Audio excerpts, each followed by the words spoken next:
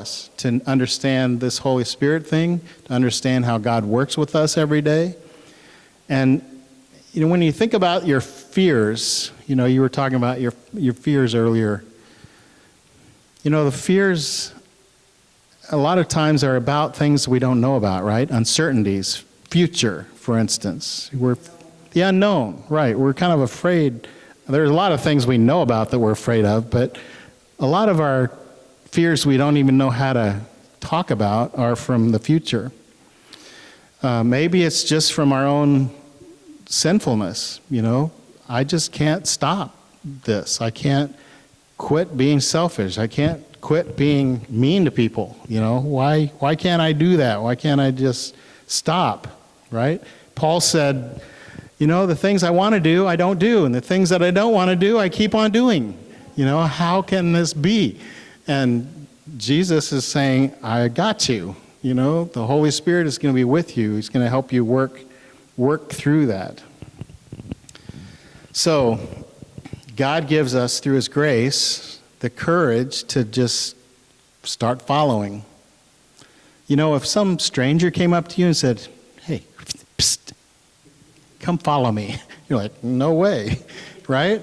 I mean, we've been in New York City before with teenagers, and a lot of people are saying, hey, come in my van. I've got some purses here that are really good price, and Diana has some in her closet from a New York City van.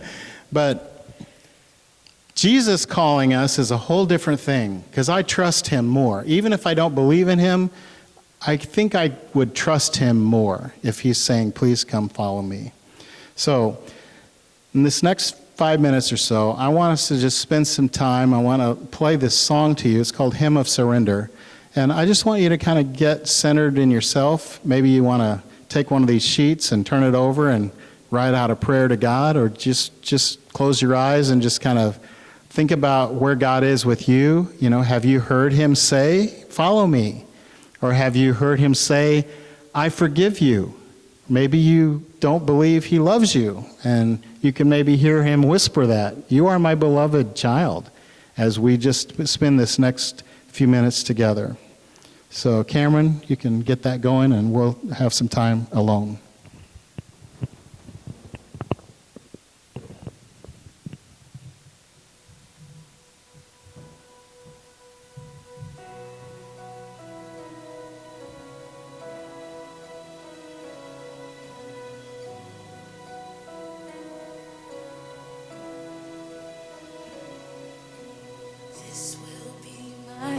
Surrender. This will be my prayer to you, to move beyond just holy intentions and let my life be spent on you.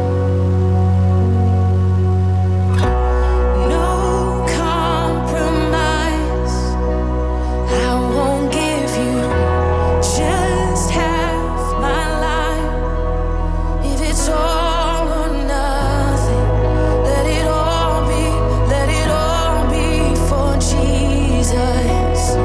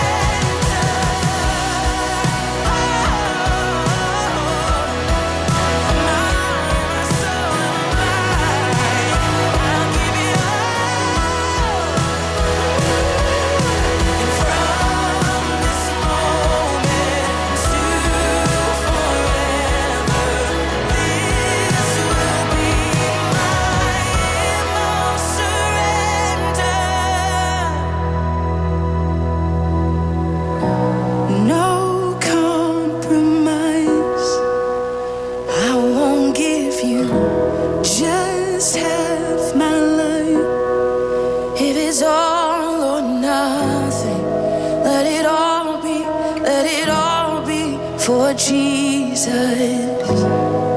Let it all be for Jesus. Let it all be for Jesus.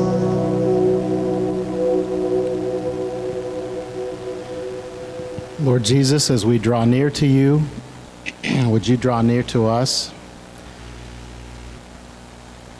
We open our lives to you.